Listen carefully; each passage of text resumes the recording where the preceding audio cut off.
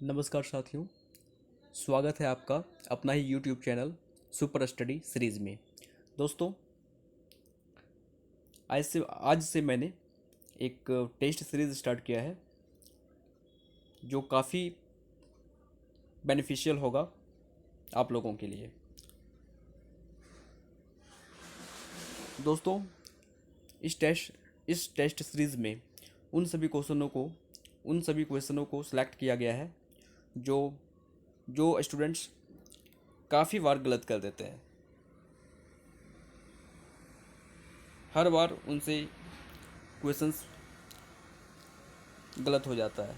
उन सभी क्वेश्चनों को सिलेक्ट किया गया है।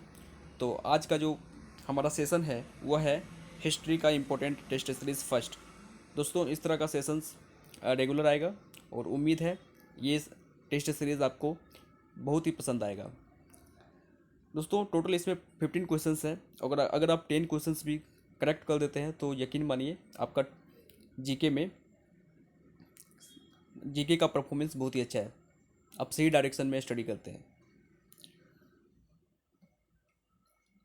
चलिए शुरू करता हूँ आज का पहला सवाल से। पहला सवाल है, भारत में खोजा गया सबसे भारत में खोजा गया सबसे पुराना शहर था। Option A Harappa, option B Punjab, option C Mohenjodaro, option D Sindh.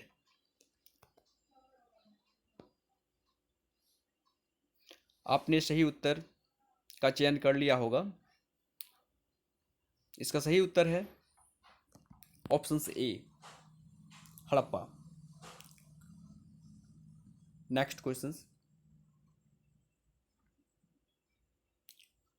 Jurassic काल का माना गया पूरी तरह तैयार वृक्षीय फॉसिल कहाँ पाया गया? Option A Pithoragarh, option B Chhattisgarh, option C Ramgarh, option D Bahadurgarh.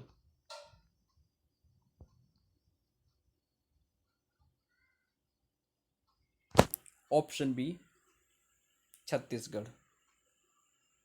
Jurassic काल का जो माना गया पूरी तरह से वृक्षीय फॉसिल्स, तैयार वृक्षीय फॉसिल्स कहाँ पाया गया था? वो पाया गया था आपका छत्तीसगढ़ में। चलिए नेक्स्ट क्वेश्चन पे आते हैं।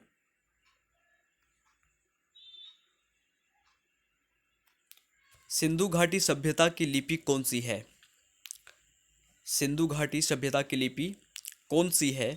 Option A Kharosthi, option B अज्ञात, option C Brahmi, option D Tamil.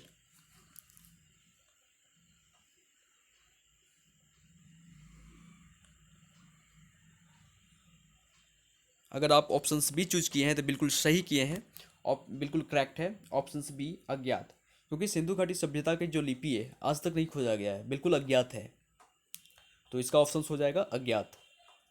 Next question पे आते हैं। उपनिषद शब्द का शाब्दिक रूप से यह अर्थ होता है। ऑप्शन ए ज्ञान, ऑप्शन बी प्रज्ञता बुद्धिमता, ऑप्शन सी पास बैठना, ऑप्शन डी सरस्वर पाठ यानी पठन। उपनिषद का क्या अर्थ होता है?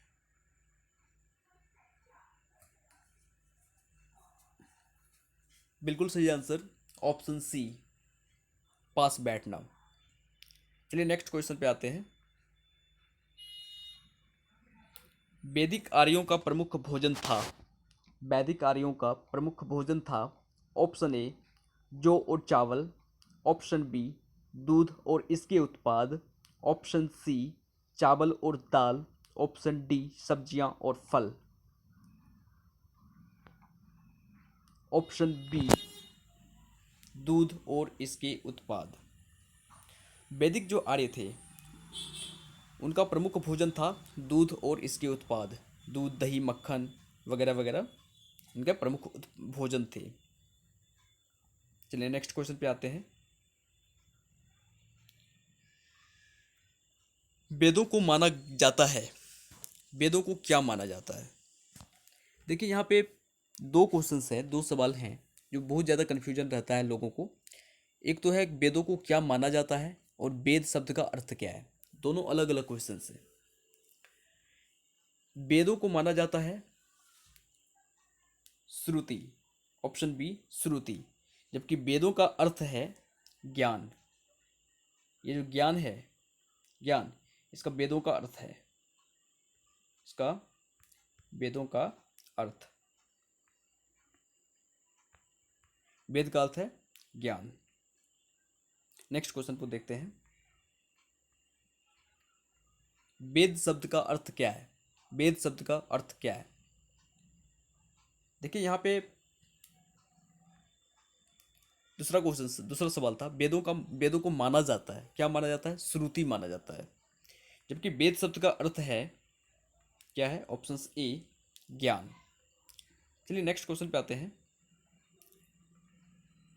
धातु से बने सिक्के सबसे पहले प्रकट हुए थे। धातु से बने सिक्के सबसे पहले प्रकट हुए थे। ऑप्शन सी हड़प्पा सभ्यता में, ऑप्शन बी उत्तर वैदिक काल में, ऑप्शन सी बुद्ध के काल में, ऑप्शन डी मौर्यों के काल में। बताइए।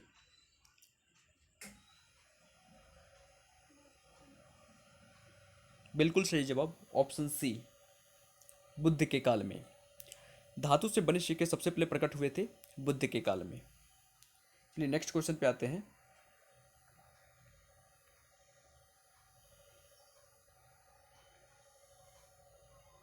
निम्नलिखित में से कौन हड़प्पा संस्कृति के अध्ययन के साथ संबंध नहीं है? Option A Charles Masson, option B Cunningham, option C M Wheeler and option D PS. यहाँ पे वायरस नहीं होगा, ये रोंग है, ये वायरस नहीं होगा, बत्स होगा, बत्स, पीएस बत्स। बताइए। बिल्कुल सही जवाब पीएस बत्स। देखिए हड़प्पा संस्कृति के जो अध्ययन है उससे संबंधित है Charles Masson, Cunningham, M Wheeler, ये तीनों संबंधित है। हड़प्पा संस्कृति के अध्ययन से चार्ल्स मेसन, कनिंघम और एम व्हीलर तीनों संबंधित है, जबकि पीएस वत्स संबंधित नहीं है। नेक्स्ट क्वेश्चन पे आते हैं। महापाषाण संस्कृति, महापाषाण संस्कृति जो कि 500 ईसा पूर्व से 100 ईस्वी में हमें दक्षिण भारत के उस ऐतिहासिक युग से परिचित करवाती है, ऐतिहासिक युग से परिचित करवाती है जब महापाषाण काल में उपयोग में लाए जाते थे। ऑप्शन ए पत्थर से बने अस्त्र, ऑप्शन बी पत्थर से बने औजार और उपकरण, ऑप्शन सी बड़े पत्थरों से घिरी गई समाधियाँ, ऑप्शन डी पत्थर से बनी हुई दैनिक उपयोग की सामग्री। फ्रेंड्स अगर आप ऑप्शन सी लगा रहे हैं तो बिल्कुल सही लगा रहे हैं, बड़े पत्थरों से घिरी गई समाधियाँ इसका राइट आंसर है। चलिए नेक्स्ट क्वेश्चन पे आते हैं। दोस्तों हिस्ट्री का ये उन चुनिंदा क्वेश्चनों में से एक है जो आप अक्सर एग्जाम्स में, अक्सर टेस्ट सीरीज में, टेस्ट में गलती कर देते हैं। काफ़ी सिलेक्टेड क्वेश्चन है ये।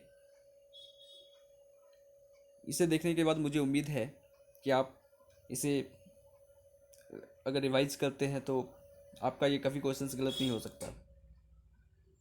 चलिए नेक्स्ट क्वेश्चन पे आते हैं। सिंधु घाटी की प्राचीन संस्कृति और आज की हिंदू धर्म के बीच जैव संबंध का प्रमाण किसकी पूजा से मिलता है? ऑप्शन ए पशुपति, इंद्र और देवी, ऑप्शन बी पत्थर, पेड़ और पशु, ऑप्शन सी विष्णु और लक्ष्मी, ऑप्शन डी शिव और शक्ति।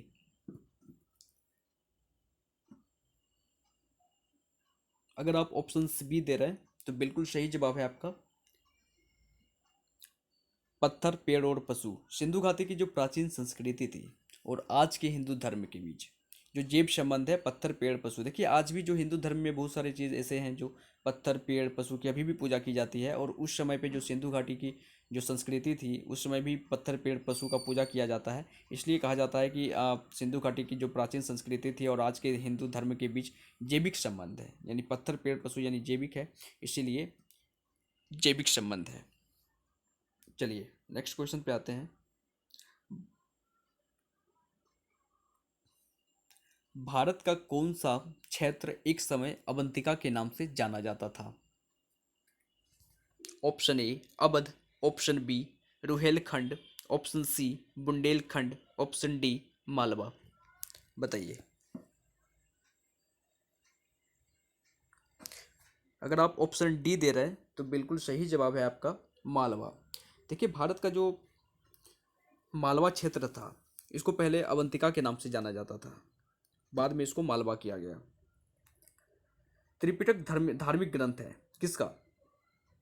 त्रिपिटक धार्मिक ग्रंथ है किसका? ऑप्शंस देख लेते हैं। जैनों का, बौद्धों का, सिखों का, हिंदुओं का। अगर आप ऑप्शंस बी दे रहे हैं तो बिल्कुल सही जवाब है आपका बुद्धों का। देखिए, याद करने का एक छोटा सा ट्रिक है, ट्रिक नहीं बोल सकते, कंसेप्ट है। जैसे कि मान लीजिए, याद करने का एक छोटा सा ट्रिक समझिए। त्रिपिटक यानी एक शब्द आ रहा है जिसमें पीटक यानी पीटना बोल रहा है।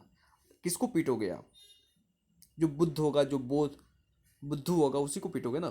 तो इसीलिए त्रिपिटक जो इस तरह से याद कर सकते हैं, त्रिपिटक जो धार्मिक ग्रंथ है वो संबंधित है किससे? बौद्ध से। चलिए नेक्स्ट क्वेश्चन पे आते हैं। जैन धर्म का कौन सा त्रिरत्न नहीं है? ऑप्शन ए सही विश्वास, ऑप्शन बी सही ज्ञान, ऑप्शन सी सही दृष्टि एंड ऑप्शन डी सदाचरण। बताइए, जैन धर्म का कौन सा त्रिरत्न नहीं है? बिल्कुल सही जवाब सही दृष्टि।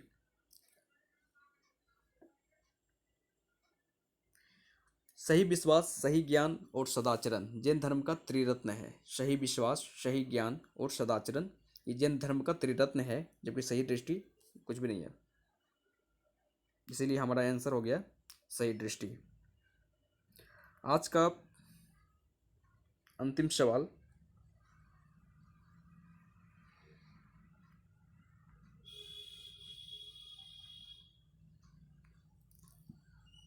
अजंता की चित्रकारी निम्नलिखित में से किससे प्रेरित है? अजंता की चित्रकारी निम्नलिखित में से किससे प्रेरित है? ऑप्शन ए दयालु बुद्ध, ऑप्शन बी राधा कृष्ण लीला, ऑप्शन सी जैन तीर्थकर, ऑप्शन डी महाभारत युद्ध। फ्रेंड्स, अगर आप ऑप्शन ए लगा रहे हैं तो बिल्कुल सही जवाब है आपका दयालु बुद्ध। अजंता का जो चित्रकारी है वो दयालु बुद्ध से संबंधित है। फ्रेंड्स, कैसा लगा ये वीडियो? अगर अच्छा लगा तो कमेंट करके ज़रूर बताइएगा। कितना स्कोर आया आपका, आप 15 में कितना सही कर पाए, कमेंट में लिखिएगा। अगर आप 15 में 10 क्वेश्चन सही कर दे रहे हैं तो उम्मीद रखिए आपका जीके का प्रिपरेशन बहुत ही सही डायरेक्शन में चल रहा है। उम्मीद करता हूँ वीडियो काफ़ी पसंद आया होगा। अगर पसंद आया तो इसी तरह का सीरीज़ पाने के लिए चैनल को सब्सक्राइब करें, बेल आइकन का बटन दबाएं और अपने फ्रेंड्स में, अपने दोस्तों के बीच वीडियो को साझा करें, शेयर करें। धन्यवाद। Have a great time. Thank you so much.